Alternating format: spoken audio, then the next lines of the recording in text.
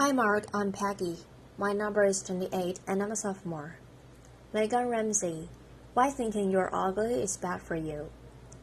This is my niece Stella. She's just turned 1 and started to walk. And she's walking in that really cool way that 1-year-olds do, a kind of teetering, my body's moving too fast for my legs kind of way. It is absolutely gorgeous. And one of her favorite things to do at the moment is to stare at herself in the mirror. She absolutely loves her reflection. She giggles and squeals and gives herself these big wet kisses. It is beautiful. Apparently, all of her friends do this, and my mom tells me that I used to do this. And it got me thinking, when did I stop doing this? When is it suddenly not okay to love the way that we look? Because apparently we don't. 10,000 people every month Google, am I ugly? This is Faye.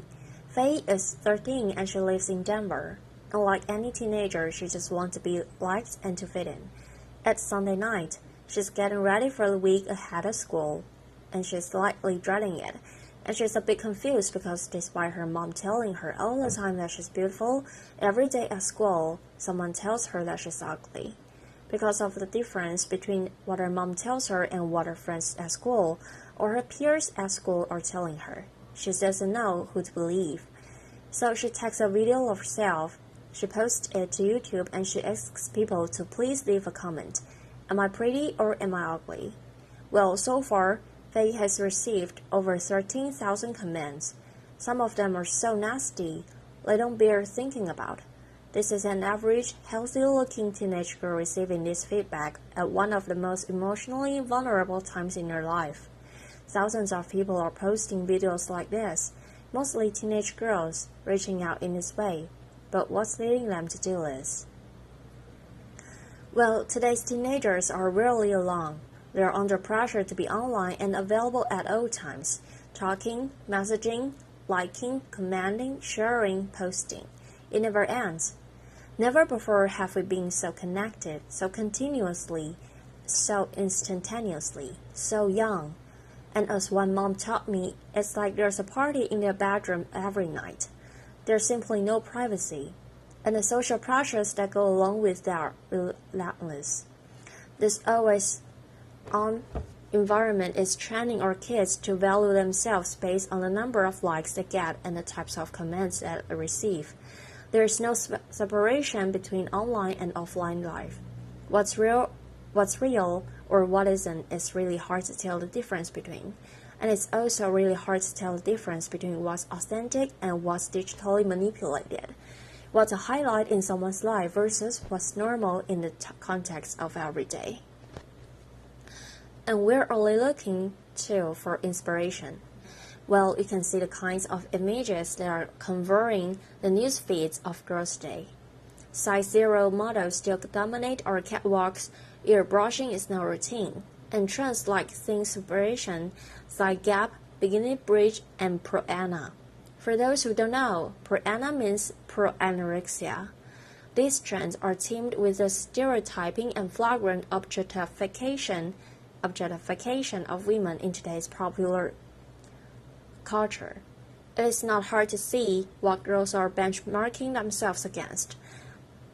But boys are not immune to this either, aspiring to the chiseled jawlines and ripped six-packs of superhero-like sports stars and Playboy music artists. But what's the problem with all of this? Well, surely we want our kids to grow up as healthy, well-balanced individuals.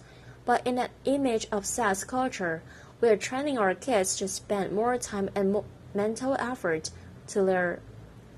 on their appearance at the expense of all of the other aspects of their identities.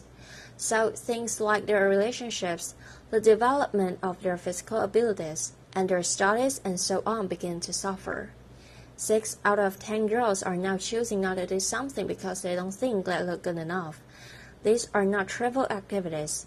These are fundamental activities to their development as humans and as contributors to society and to the workforce.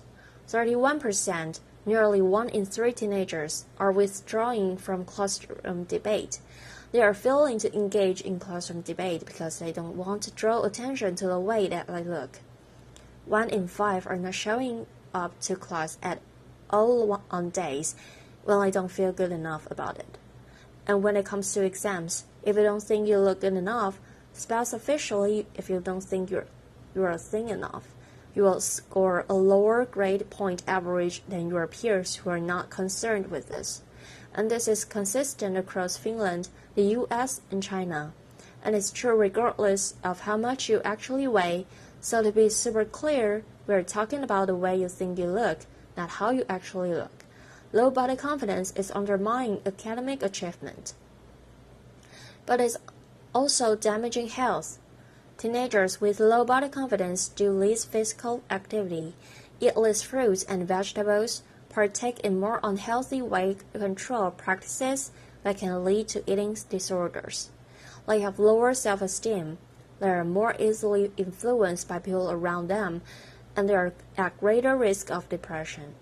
And we think it's for all of this reason that they take more risks with things like alcohol and drug use, crash dieting, cosmetic surgery, unprotected earlier sex, and self-harm. The pursuit of the perfect body is putting pressure on our healthcare systems and costing our governments billions of dollars every year. And we don't grow out of it. Women who think they're overweight, again, regardless of whether they are or are not, have higher rates of absenteeism. 17% of women who would not show up to a job interview on a day when they weren't feeling confident about the way that they look. Having a think about what this is doing to our economy. If we could overcome this, what that opportunities looks like. Unlocking this potential is in the interest of every single one of us. But how do we do that? Well, talking on its own only gets you so far. It's not enough by itself. If you actually want to make a difference, you have to do something. And we learned there are 3 key ways. The first is we have to educate for body confidence. We have to help our teenagers develop strategies to overcome image-related pressures and build their self-esteem. Now, the good news is that there are many programs out there available to do this. The bad news is that most of them don't work. I was shocked to learn that many well-meaning programs are inadvertently actually making these situations worse. So we need to make damn sure that the programs that our kids are receiving are not only have a positive impact, but having a lasting impact as well. And the research shows that the best programs address 6 key areas.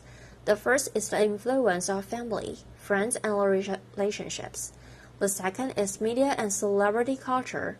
Then how to handle teasing and bullying, the way we compete and compare with one another based on looks, talking about appearance.